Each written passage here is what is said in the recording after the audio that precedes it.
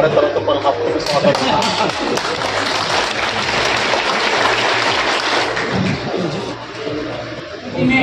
जो चौथा स्तंभ है मीडिया के साथी वे लोग आए और हमारा फन बनता था, फर्ज बनता था कि मीडिया के साथियों के साथ अपनी आवाज सुनावे, अपनी भाव सुनावे, व्यथा सुनावे, बिहार की स्थिति और परिस्थिति से अवगत करावे। उन लोगों से कराया। अब साथियों आपकी बात। तो मित्रों मैं कहना चाहता हूँ, मैं आया था जब मैं आया था माननीय मुकेश सहनी जी के पास रात्रि के बेला में, जब मैं आया था मैंने कहा था मंच साझा करने कि आप चंद्रशेखर विचार मंच के साथ मंच साझा करने का काम कीजिए, उसके शोभा को बढ़ाने का काम कीजिए, ये कृपा कीजिए चंद्रशेखर विचार मंच। लेकिन जो इस नौजवान ने जिस तरह से व्यवहार किया, कहा हमारे पास सब कुछ है, सारी चीजें हैं, लेकिन एक अभिभावक हम आपसे आग्रह करेंगे कि अपने साथियों के साथ निर्णय लेके दल में चले आइए। यहाँ आप बिल्कुल पार्टी के तौर पर भी, गार्जियन के तौर पर भी, परिवार के तौर पर भी आप रहेंगे। हम उस समय नतमस्तक हैं, भूल गए कि हम क्या कहने आए थे और क्या कहना चाहते, और हमने स्वीकार किया। लेकिन नियमानुकूल हमने कहा जब तक हम एग्जीक्यूटिव की बैठक नहीं करते हैं, एग्जीक्यूटिव के साथियों से निर्णय नहीं देते हैं, तब तक हम कैसे आते हैं। हमने एग्जीक्यूटिव के साथियों से बैठक किया, आप साथियों ने समर्थन दिया, इसके लिए आपका हम शुक्रगुजार हैं। आप लोगों के द्वारा आपके निर्देशानुसार निश्चित तौर पर इस दल में आज से ये तमाम साथी हमारे और हम VIP के साथी माने जाएंगे। युवा सहनी भवन से जब हम निकलेंगे, सभागार से जब हम निकलेंगे, तो हम VIP बनेंगे।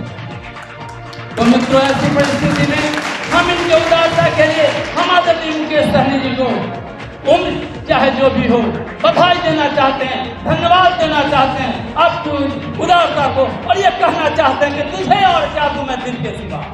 मुकेश सहनी जी, मैं आपको कहना चाहता हूँ कि तुझे और क्या दूं मैं दिल के सिवा, तुझको हमारी उम्र। राष्ट्रीय अध्यक्ष हम सभी के अभिभावक श्री विज्ञान स्वरूप सिंह जी यहाँ पर उपस्थित हैं।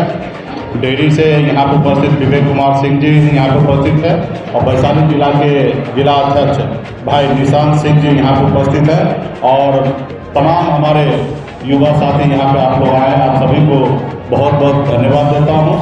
और विशेष तौर पे मैं ज्ञान स्वरूप सिंह जी को नमन करते हुए धन्यवाद देता हूँ कि आपने देश के प्रधानमंत्री चंद्रशेखर जी के साथ आपने काम किया है, एक आपका बड़ा अनुभव है, और आपने आज हमारे पार्टी में सदस्यता लिए हैं। ये पार्टी हमारी नहीं है, आपकी पार्टी है, और आपने अपनी पार्टी में सदस्यता लिए हैं, और आपके विचार को देखते हुए, आपके काम को देखते हुए हमें बहुत कुछ सीखने के लिए मिलेगा, और मैं इसके लिए तहे दिल से आपको धन्यवाद देता हूँ, और आपके सभी साथी को मैं धन्यवाद देता हूँ।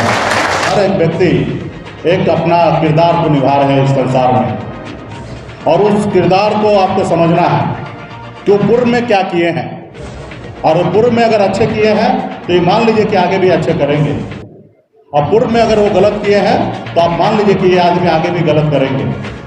तो उनको अगर समझना है तो उसका किरदार को समझिए। मैं गरीब मछुआरा परिवार में जन्म लिया। 18 साल की उम्र में, जिस उम्र में मुझे स्कूल कॉलेज जाना था, उस उम्र में पढ़ाई लिखा को छोड़कर मुंबई जैसे शहर में चला गया। वहाँ मेहनत किया, मजदूरी किया। 900 रुपये महीने पे मैं नौकरी करता था, यानी कि एक रोज़ में 30 रुपया। और ये बहुत साल पहले की बात नहीं है, मैं कोई 80 साल का यहाँ पे आपके बीच में नहीं बैठा हूँ। मेरा 42 साल की उम्र है, अब 42 साल में 24 साल से मैं संघर्ष कर रहा हूँ, और 900 रुपये महीने पे नौकरी करके मुंबई जैसे शहर में, जहाँ मैं अपने खानदान का पहला लड़का, मेरे दूर दूर तक खानदान में पहला लड़का रहूँगा कि मैं शहर गया, और वहाँ पे मैं रहकर मेहनत मजदूरी करके और जिद बनाया कि मुझे कुछ करना है, और मैंने वहाँ पे मंजिल प्राप्त किया। मुंबई जैसे शहर में बिहार से 2000 किलोमीटर दूर जाके मैंने झंडा को गाड़ा, और ऐसी ज़िंदगी को मैंने जीता। फिर लौट के मैं बिहार आया। आज निश्चित तौर पे आप कह सकते हैं कि मैं जात की राजनीति करता हूँ। लोगों के अनुकूल ये जात की राजनीति है, लेकिन मेरे लिए मैं अपने परिवार के हक अधिकार के लिए लड़ रहा हूँ। तो 2012 तक मुझे ये नहीं पता था कि मैं अति पिछड़ा हूँ, क्योंकि मैं मुंबई की ज़िंदगी जीता था।